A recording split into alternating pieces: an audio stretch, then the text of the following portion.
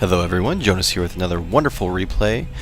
Today I actually have SPS Blade and BladeVsRet, and I decided to do this because I don't have any ZvZ matches on my channel, or I haven't done any for the longest time, and everybody knows BladeVsRet, a very good Zerg player, and Blade definitely is a very good player as well. So I decided to do this one, and like I said, I'm a big fan of Ret as well, and Blade, so I think this is going to be a good replay. But anyways, just go over a few things as well. Definitely make sure that you subscribe. I am giving away 2 CD keys to my subscribers this month, one in the middle of the month and one at the end of the month as well. Another thing as well is please check out my live stream channel. It is justin.tv/insjonas. I usually have some live events going on there, especially for my team, VP Gamers. I usually have some live broadcasts going on for them. But anyways, just wanted to go over those few things with you. But going into the game, we are going to see both players just basically macroing up. It doesn't look like they haven't decided to go with any spawning pool or anything like that. It'd be interesting to see if they go spawning pool first or hatchery first. We're going to have to wait and find out. Red is bringing a probe down, or drone down. It looks like he might be going a fast hatchery. And it's pretty safe to do on this map, just because the distance to get to your actual opponent is a long travel time. Both players are going to actually go for that fast expand, which is pretty normal on Scrap Station. Scrap Station is one of those maps that I actually hate. There's a few reasons why. First off, air control is so vital to do on this map. You can easily get to your opponent's base by just going over this little cliff here that you can actually see each other's base, that they're so close. Expansions are very hard to actually defend. The reason why is because they finally added destructible rocks.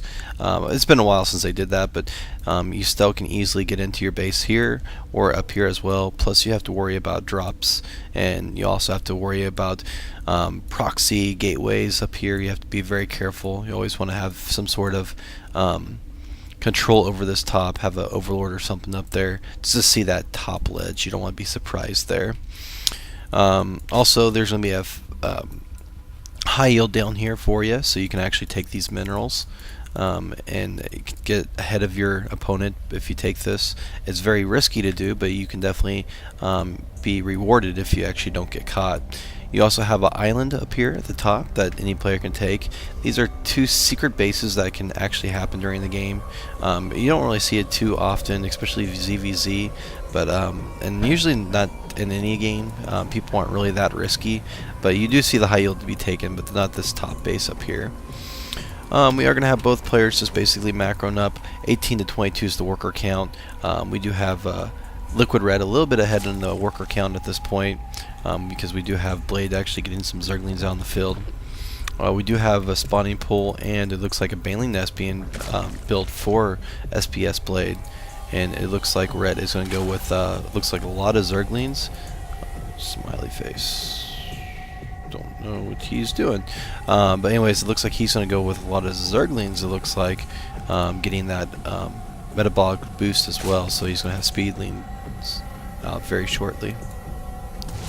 We are going to see banelings for Blade here very shortly, which is going to play a big role, I think, into this first battle that could possibly go down. Looks like we do have lots of Zerglings. 22 Zerglings actually coming out right now for BladeVsRet. If we look at the actual worker count, it's going to be about the same though, even with all those Zerglings on the field. Roach Warm for both players going down, and we're going to see a lot of Zerglings here very shortly, and there they all are. That's a ton of Zerglings being produced, and looks like we do have banelings on the field for Blade though, so he should be okay as long as you get some good baneling bust in there. But this can actually be pretty bad too if he isn't careful. So here comes a lot of Zerglings here. Can Liquid actually break in here? Be very close here. Here we go, and he does see the banelings. He's like, oh no, and he does back off, because that could have been very devastating if he lost all those Zerglings to a couple banelings. So Liquid is going to back away. If we look at the worker count now, 28 to 23 now, we do have actually Blade ahead by about 3 to 4 workers right now, just because of all those Bane or the Zerglings that Liquid decided to produce. Roaches are going to start to come out for both players now. 4 to 3 is the worker count, or roach count. 6 to 3 now. So both players just trying to get a mass army built. The worker count's starting to even out again, and we are going to see an evolution chamber going down for Liquid Red. So we're going to start working on those upgrades. Evolution chamber for Blade as well too. So he is going to be getting those upgrades. But we are already going to have Ret actually working on +1 to attack already. So does he have a second? Yeah, he does. He has 2 evolution chambers, 1 already actually working on those upgrades. So Ret's going to be pretty far ahead when it deals with upgrades. Army size is going to be about the same at this point. And it looks like Red is going to scout this, see exactly what's going on. He is going to sacrifice his Overlord though. And it looks like we do have both players just basically macroing up at this point, which is kind of why I don't really like posting ZvZ. They can be kind of boring. But we are going to see Red. He's going to be just getting lots of roaches out. Same thing for Blade. Both players just trying to get their armies built up here and get those upgrades that are necessary for ZvZ. No attack yet from both players, besides that opening attack from Liquid Red that kind of put him in a bad position here, because he was behind on the worker count there, and he has been the whole game. Looks like Red is going to start destroying these back rocks here, so he's going to want to push right down the middle of the map, not worrying about going all the way around. These rocks are easily being destroyed by all these roaches here. The army size is going to be about the same. If you look at the army count, 92 to 107, actually in favor of Red at this point. He does have a few more roaches there in his army, and a lot more Zerglings as well. So he is doing some sort of timing attack here. Not sending his Zerglings over. I don't know why he's not. I would send them all, just everything that he has, just because he can do some nice surround on these roaches and do a lot of damage. There he goes. He is going to bring the Zerglings out right at this point, and we are going to see an attack coming here very shortly. There are some Banelings in the back though that could do a lot of damage to the Zerglings if used properly. We are going to see Ret just chilling in the middle at this point, not attacking yet, but here he goes. He's going to go into there and attack with lots of roaches, with 1 attack, 1 armor, compared to 1 attack, no armor for Blade. And here we go. The attack is going to go down. Looks like we do have Ret with a nice round, with the Zerglings actually taking the heat of the damage at the beginning there. And these Banelings coming in here destroys a lot of Zerglings there. Nice little Banelings bust there to destroy all the Zerglings. And we are going to see Red actually going to be ahead here with the actual roach count.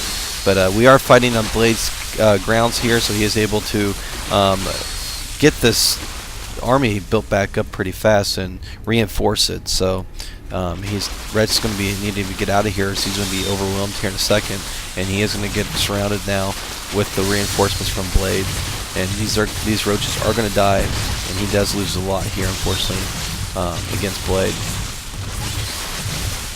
And he is going to start sending roaches still in here, and they're just slowly coming here, but they're slowly dying as well. And it looks like Red is going to finally back away, and Blade did a great job there reinforcing that army, and he's still going to be ahead as well in the worker count and in the army count too. Well, I mean, Red's going to have a few more Zerglings at this point, or roaches, but that just evened out right at that point as well.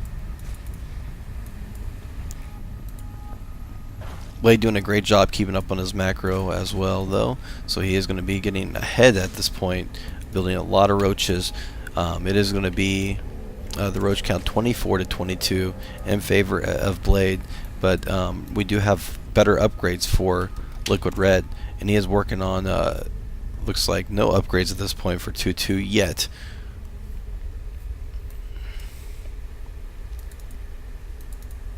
It's going to be interesting to see if what happens here in a couple seconds. I'm sure we're going to see Blade push out here with his monster army that he has being built. 30 to 24 is their roach count. He does have 6 Zerglings to back this up, to no Zerglings for Ret. think he might be just looking getting some Hydralisks, getting the range completion for Hydralisks as well. So he's going to have that range ability as well in this mixture when Red has no range ability with no Hydralisks. He is building a macro hatchery, but he really needs to get some Hydralisk on the field or something. Maybe Infestors to deal with this army, because this is a very devastating army that Blade has built up.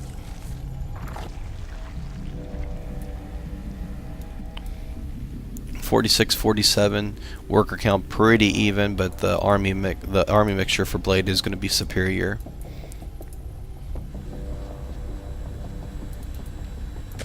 Working on level 2 attack, and we do have level 2 attack going down for both players, but the advantage that Red has is he has 2-2 halfway done, armor and attack. But we are going to see Blade push out before it even has a chance to be completed, even destroying lots of Overlords with these Hydralisks that have range on these on the attack here. Here comes the push from Blade. Blade is going to be in a bad spot for this attack, but he does have the range from the Hydralisks, and a lot of roaches are dying from both sides of the field. But Blade is able to pick off a lot more, I think, with those Hydralisks in the back not dying. And it looks like Red is going to have the bigger numbers at this point, though. And it looks like Blade is going to back away. 133 to 119, though, is the army count in favor of Blade. Blade is getting a lot of more roaches coming in here to pick up this army. Red has a great advantage there right now because that +2 is going to be completed here very shortly, but it's going to be not in time because here comes the push from Blade. Blade's going to come in here with a lot of roaches and Hydralisk, and these roaches are just being devastated by Red. And Red needs to do something here, or this is going to be GG. He's in a very bad position here, losing all of his Overlords, and he's going to lose all his roaches too. And that's going to be GG, unfortunately, I think, for Red. And more roaches coming in here, streaming in here as much as he can, but he is going to be outnumbered here, and he's going to be behind an economy as well, so he really has no choice but to GG, I think, at this point.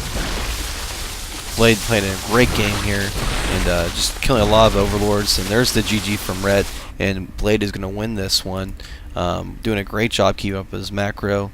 And I think it all started was at the beginning there. Liquid tried to do some sort of Baneling or Zergling push, and the Banelings came out just in time to stop anything from happening. But anyways, I hope you enjoyed this replay in the shoutcast. Please subscribe to my channel and visit me at justin.tv/insjonus. Anyways, thanks again, guys, and I will be posting more as time goes down. Alright, thanks again.